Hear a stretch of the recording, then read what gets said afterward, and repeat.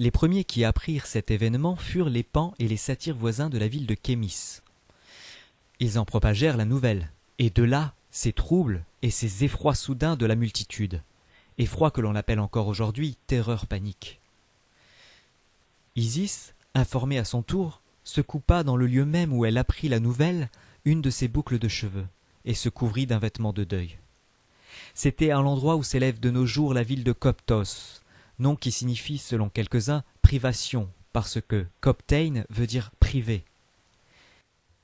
Elle allait de tous côtés, en proie à l'inquiétude, et elle ne voyait passer personne sans multiplier ses questions. Elle vint à rencontrer des petits-enfants auprès de qui elle s'informa aussi du coffre. Il se trouva qu'ils l'avaient vu, et ils lui désignèrent l'embouchure par laquelle les amis de Typhon avaient fait entrer cet objet dans la mer. De là vient qu'en Égypte on attribue aux petits-enfants la faculté de divination, et des présages sont tirés particulièrement des mots qu'ils font entendre lorsqu'ils jouent dans les temples et qu'ils babillent au hasard.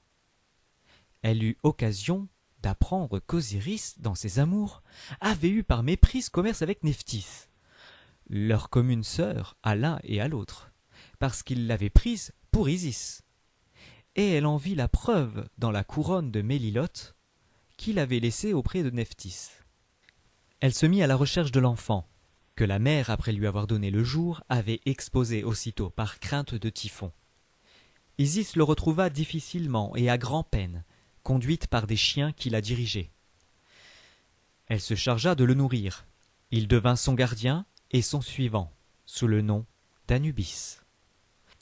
On le dit préposé à la garde des dieux, comme les chiens le sont à celle des hommes.